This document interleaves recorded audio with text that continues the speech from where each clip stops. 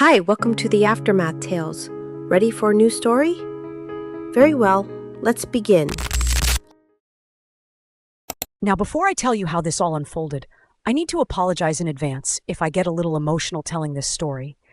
Because even though this happened months ago, and even though I got my revenge, and I'm living my best life now, when I think about how betrayed I felt and how naive I was, well, let's just say I'm still processing it all.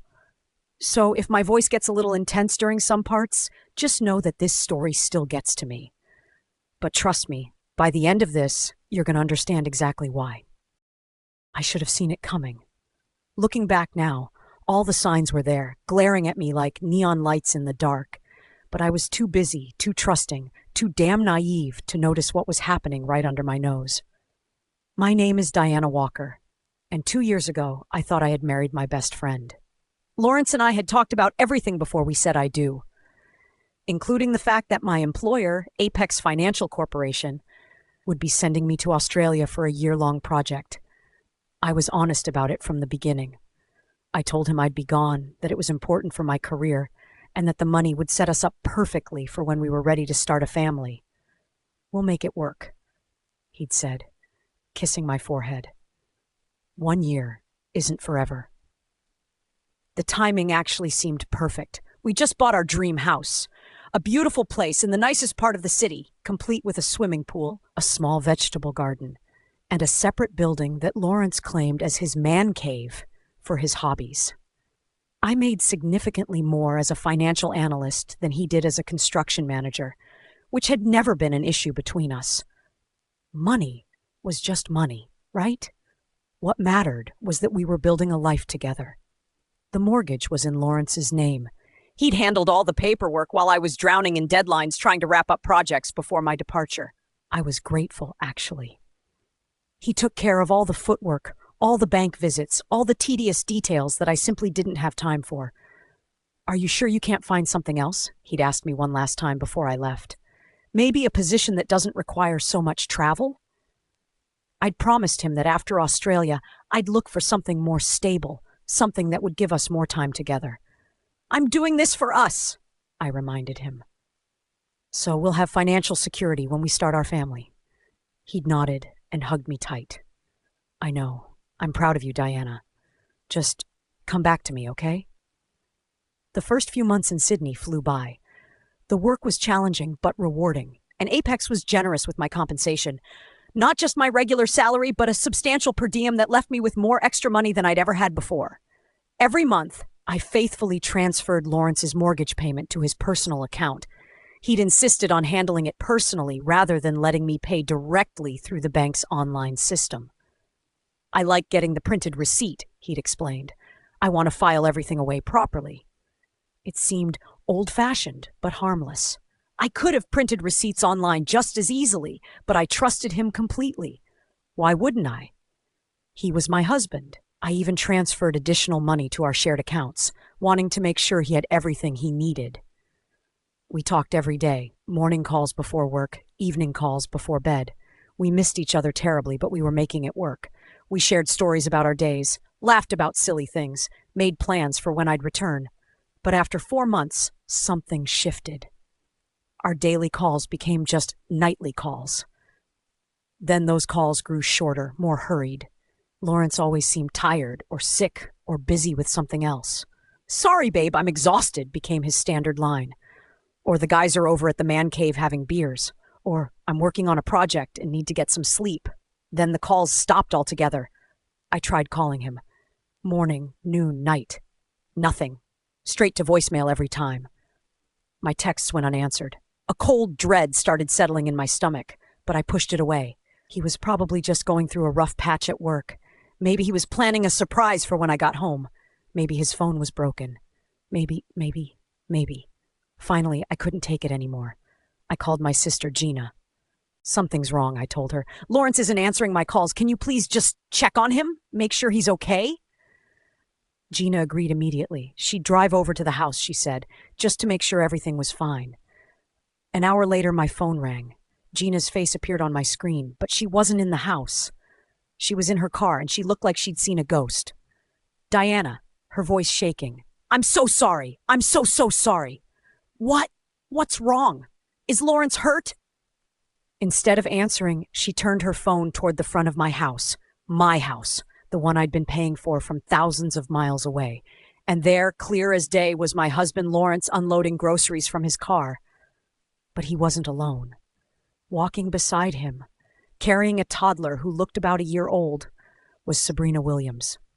Beautiful, stunning Sabrina Williams.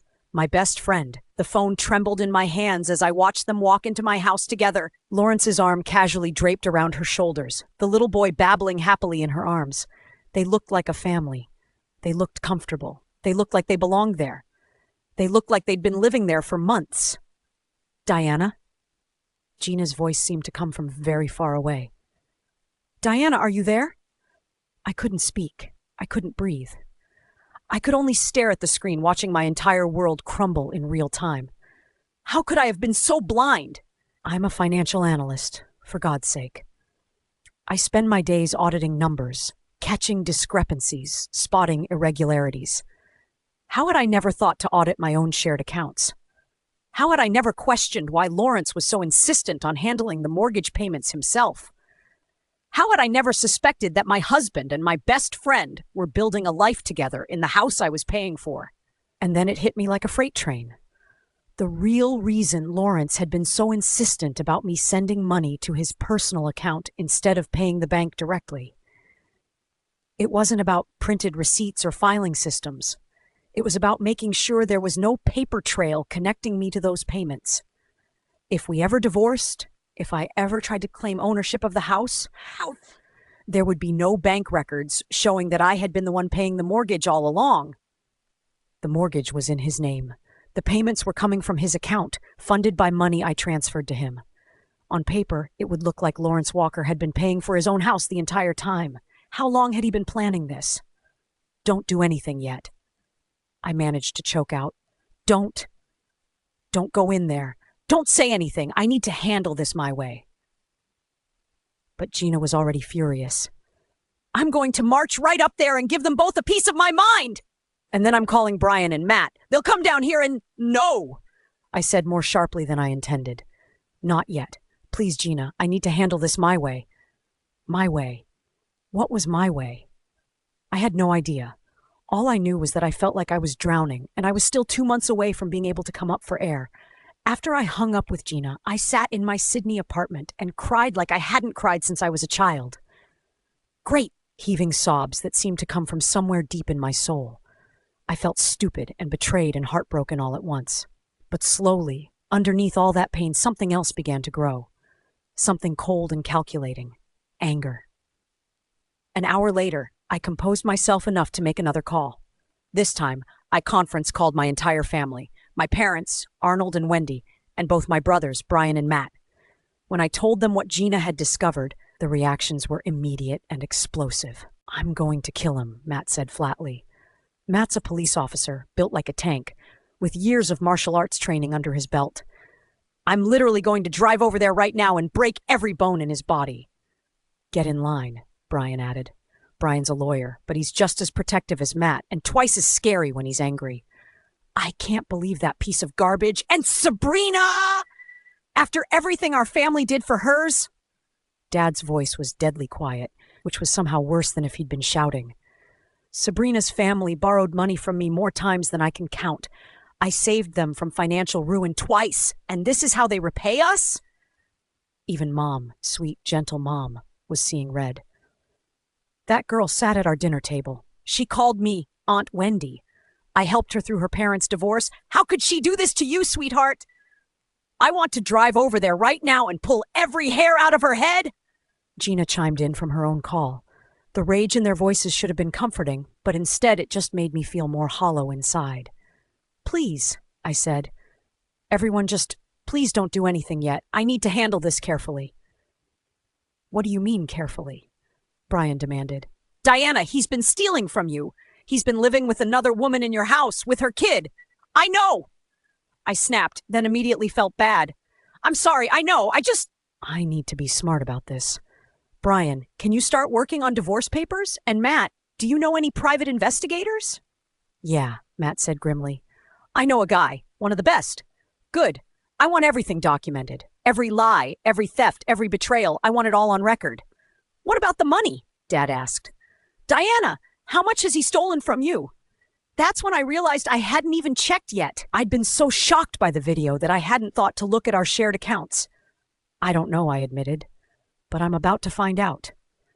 After I hung up, I logged into our shared banking account for the first time in months. What I saw there made me physically sick. Withdrawals. So many withdrawals. Some for the mortgage payment, which gave me a brief moment of relief. At least he'd been paying that. But there were others. $2,000 here, $500 there, $5,000 in one transaction, another for $3,500. Month after month of withdrawals that I'd never authorized, never even known about. But wait, these withdrawals were from our shared account. The mortgage payments I'd been sending were going to Lawrence's personal account, which meant he was double dipping, taking my direct transfers for the mortgage and withdrawing additional money from our shared account. I scrolled through nearly a year's worth of statements, adding up the numbers in my head. When I reached the total, I had to double-check my math. Almost $30,000 stolen from our shared account alone. But that wasn't even counting the mortgage payments. I'd been sending Lawrence $2,800 every month to his personal account for nearly 11 months. That was another $3,800. In total, I'd sent him over $60,000 of my hard-earned money. Money that was supposed to be going toward our future together, our dream house, our someday family. Instead, it had been funding his life with Sabrina and their child. I sat there staring at the screen until my eyes burned, hating myself for being so trusting, so naive, so completely and utterly stupid. How had I let this happen? How had I been so blind? The worst part was that I still loved him. Even knowing what he'd done, part of me still couldn't quite believe it. Part of me kept hoping this was all some terrible misunderstanding. That part of me got its answer a few days later when my phone rang. Lawrence's name appeared on the screen, and for a moment, I just stared at it. After weeks of not answering my calls, now he was calling me? I answered. "Hey, babe," he said, as if nothing had happened. As if he hadn't been ignoring me for weeks. "How come you haven't been calling lately? I was starting to worry." The casual tone of his voice, the complete lack of guilt or acknowledgement, it hit me like a physical blow. "Oh," I managed. "I've just been really busy with work." "Yeah, I get that. But hey, I noticed you didn't send the mortgage payment this month. What's up with that?" Of course, that's why he was calling. Not because he missed me, not because he was worried about our relationship, because his money was late. "I forgot," I lied. "I'll send it to your account tonight. Actually, you know what? I think it would be easier if I just paid the bank directly online." No, don't do that," he said quickly, and I could hear the edge in his voice. "Didn't I tell you I'd rather handle it myself? I like going to the bank and getting the printed receipt. I think it would be easier if I just paid online. Diana." His tone was sharper now, almost annoyed. "We've talked about this. I want to handle the mortgage payments myself. Why are you making this difficult?" And there it was, the manipulation that I'd somehow never noticed before. The way he made me feel guilty for wanting to take control of my own money, my own payments. The way he turned everything around so that I was the one being unreasonable. "You're right," I heard myself say. "I'm sorry. I'll transfer it to you tomorrow." But I didn't. Instead, I stopped sending money altogether. 2 months, I told myself. Just 2 more months and I'd be home. 2 more months to gather evidence, to prepare, to figure out exactly how I was going to handle this. What I didn't know was that Lawrence knew exactly when I was coming home. He had my flight information, my arrival date, everything. What I also didn't know was that he'd forgotten.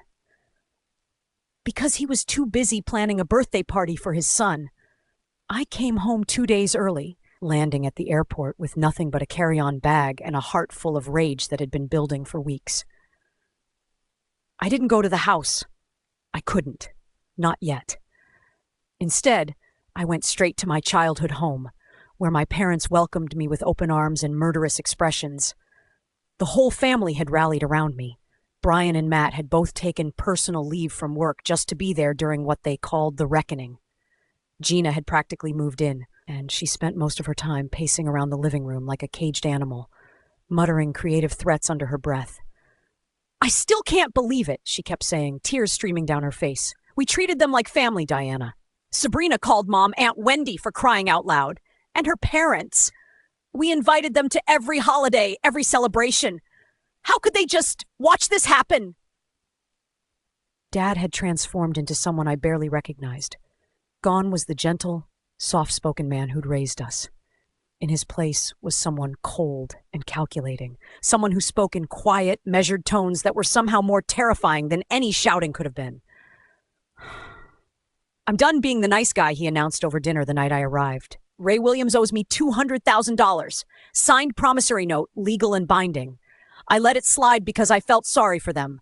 But that ends now. Tomorrow, I'm demanding full payment." "They don't have that kind of money, Dad," Brian pointed out. Dad's smile was sharp as a blade. "Then they can sell their house. I don't care if they end up homeless. They should have thought about that before they let their daughter destroy my daughter's marriage." Mom was just as furious, but in a different way. "I see Irene Williams every Tuesday at book club," she said, her voice shaking with rage. "Every single Tuesday for the past year. She's been sitting across from me, pretending to be my friend, while knowing full well what her daughter was doing to mine. Not once did she have the decency to tell me or apologize. The private investigator Matt had hired was worth every penny. The evidence he'd uncovered was damning beyond anything I could have imagined. Sabrina and Lawrence had been seeing each other for months before our wedding. The timeline was sickening. She'd been pregnant with his child while I was walking down the aisle, promising to love and honor the man who was already betraying me. "The kid's birthday is in 2 days," the PI had reported. "He's turning 1, which means Sabrina was already pregnant when you got married, Diana. She was about 2 months along. They're planning a big party at the house. Looks like they've invited half the neighborhood." I remembered now. Sabrina had said she was moving out of state for a new job opportunity. That's why I hadn't seen her in so long. Why she'd missed our wedding. Why she'd been so distant in the months before I left for Australia. She hadn't been starting a new job. She'd been hiding her pregnancy. "The good news is we have everything we need," Brian said, spreading photographs across the kitchen table. "Pictures of them together, bank records, witness statements. I'm going to take Lawrence for everything he's worth. And yes, Diana, you can absolutely sue Sabrina for alienation of affection. In this state, that's a very real cause of action." "How much can we get?" I asked, surprised by how calm my own voice sounded. "Depends on how much she's worth, but based on what I'm seeing here, this is going to hurt, both of them." The morning of the confrontation, I told my family I wanted to go alone. I should have known better than to think they'd listen. "Like hell," Matt said, already putting on his jacket. "We're all going. This is my fight," I protested. "No," Dad said quietly. "This became a family fight the moment they decided to make fools of all of us.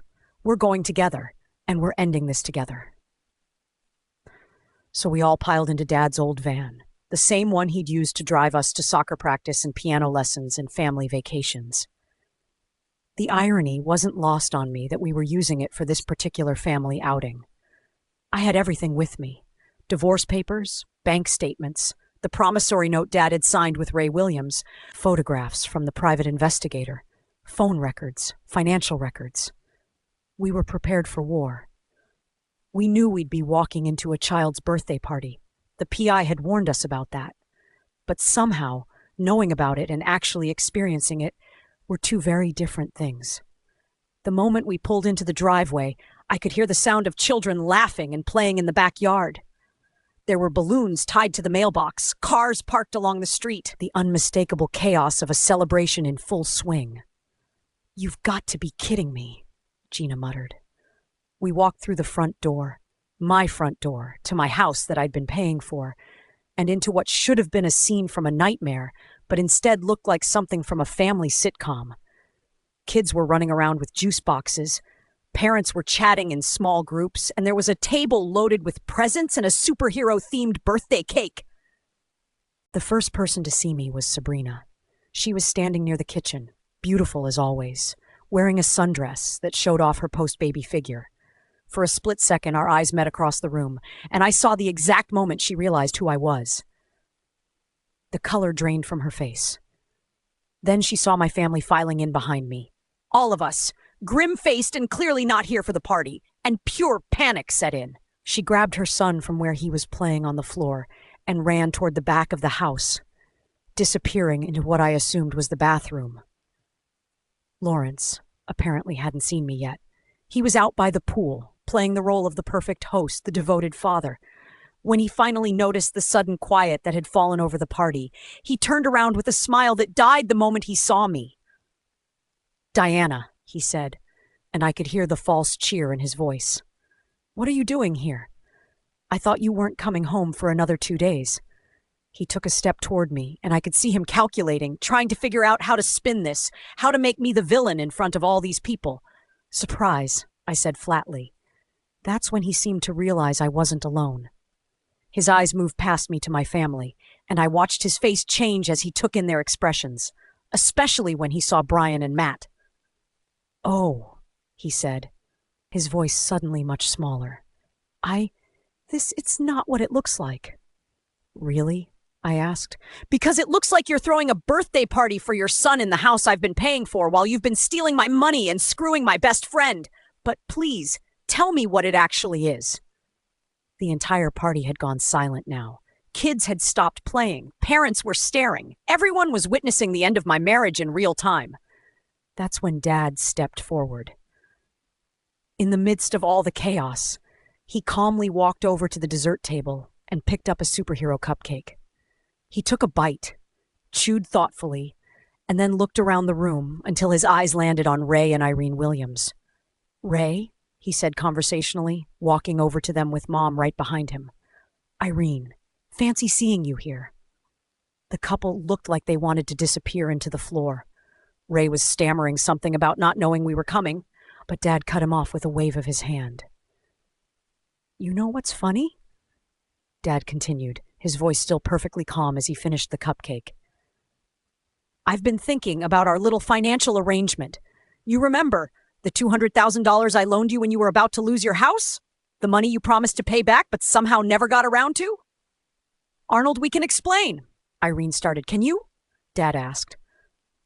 "Can you explain how you raised a daughter who thinks it's acceptable to steal other people's husbands? Can you explain how you've been sitting in my living room for family dinners, looking me in the eye, while knowing your daughter was destroying my daughter's marriage?" Mom, meanwhile, had moved to stand directly in front of Irene. Unlike Dad, she wasn't calm at all.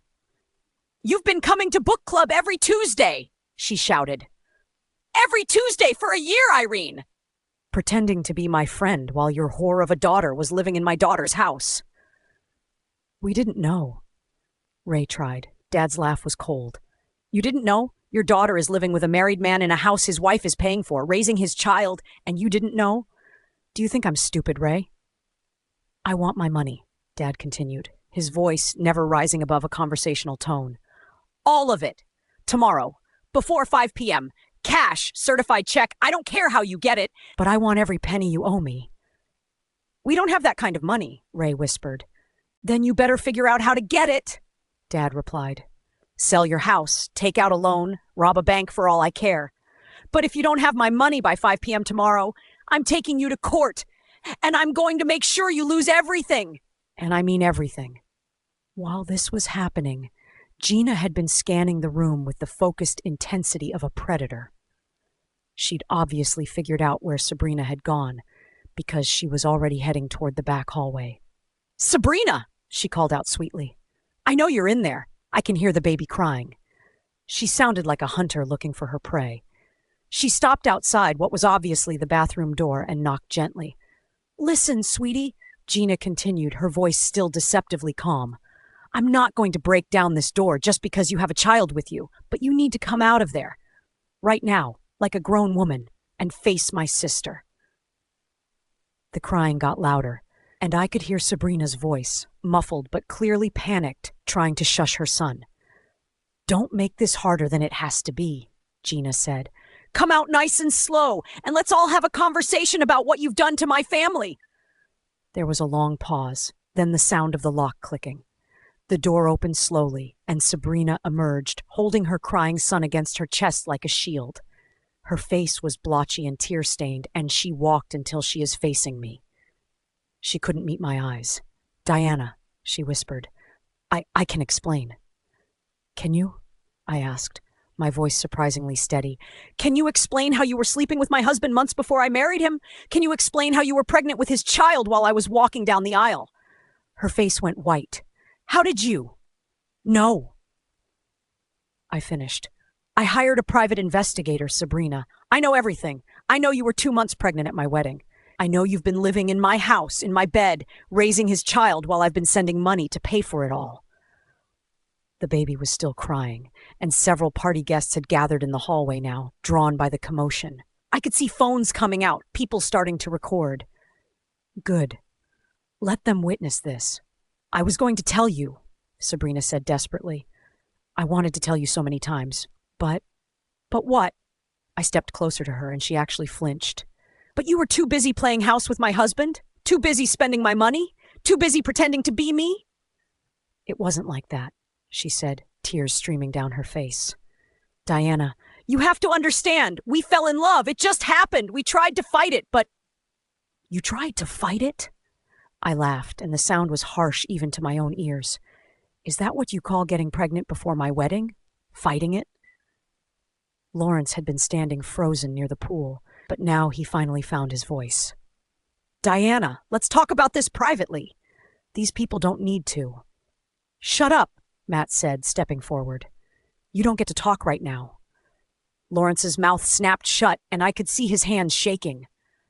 "You want to know what I understand, Sabrina?" I continued, my voice getting stronger with every word.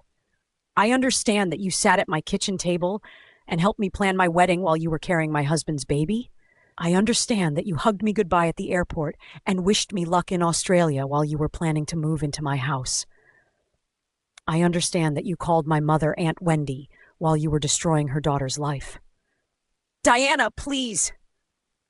I'm not finished. The fury I'd been holding back for weeks was finally breaking free.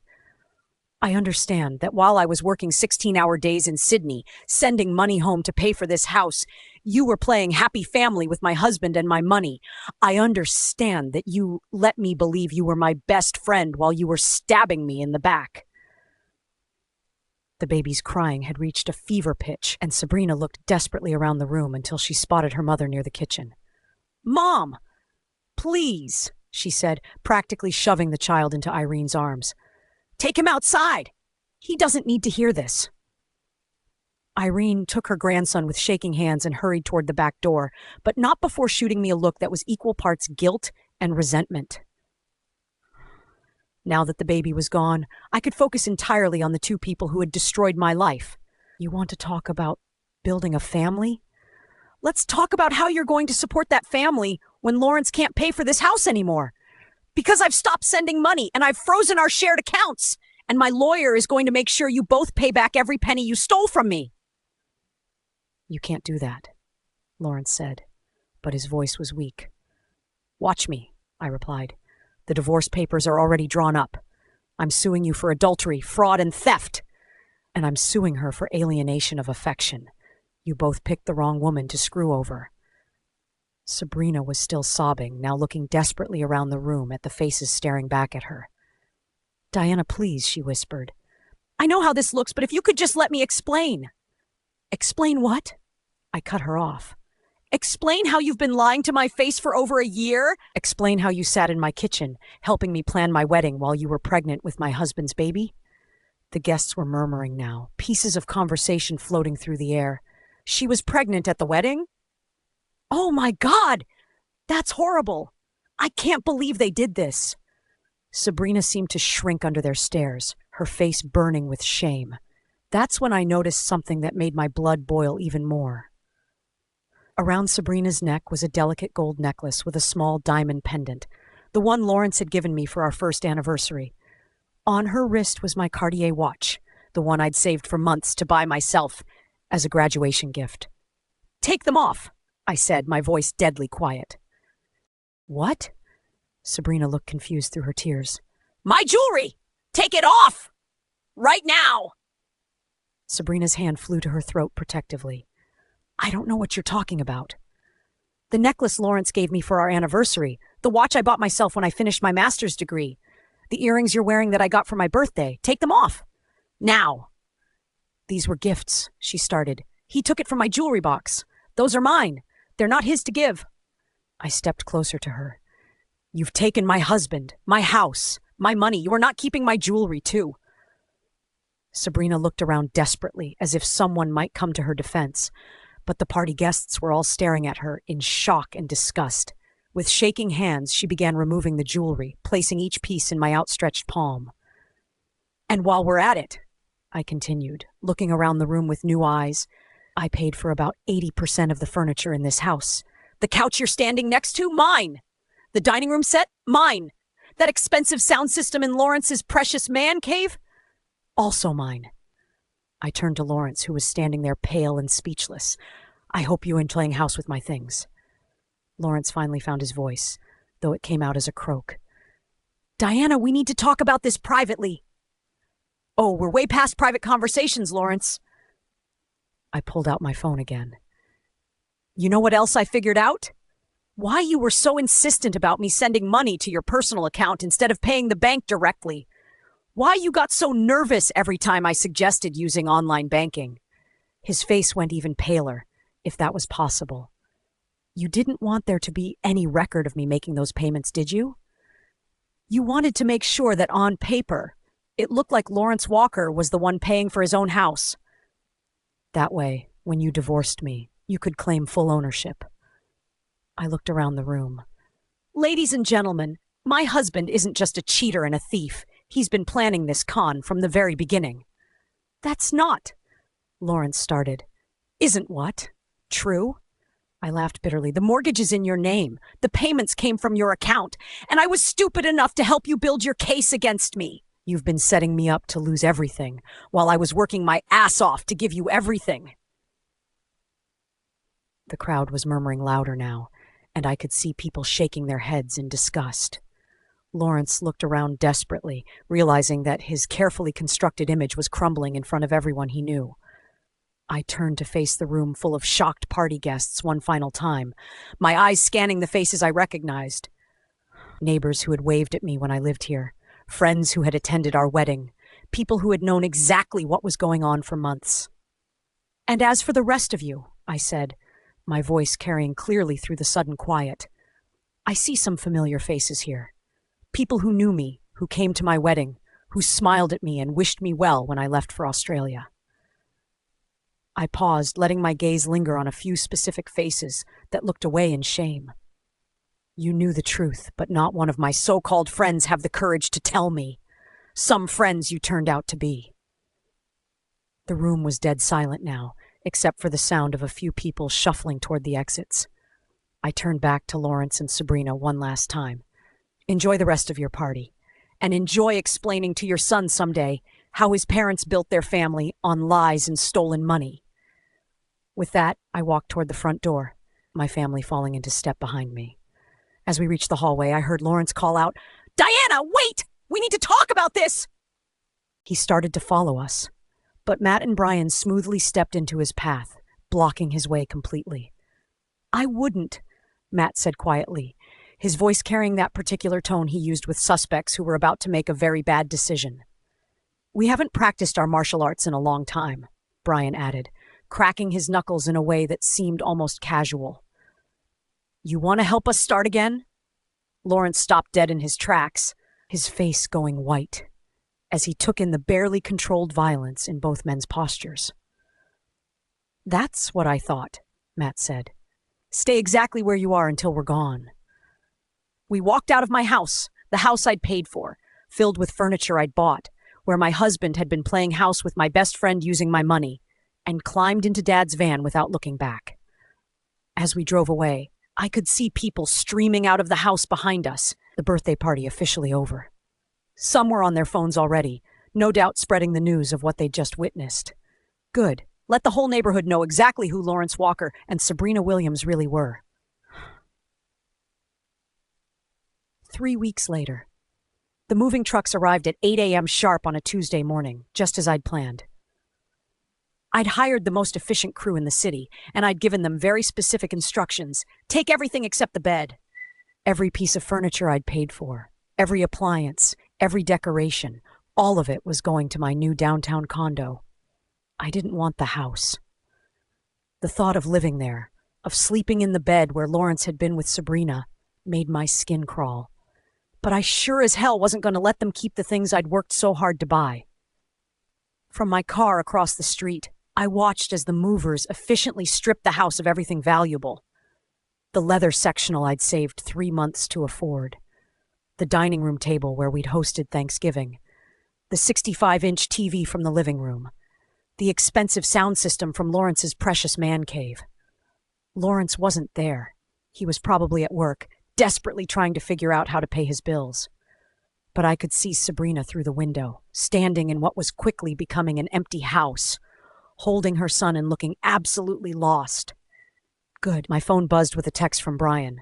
Foreclosure notice posted this morning. Lawrence missed 2 mortgage payments.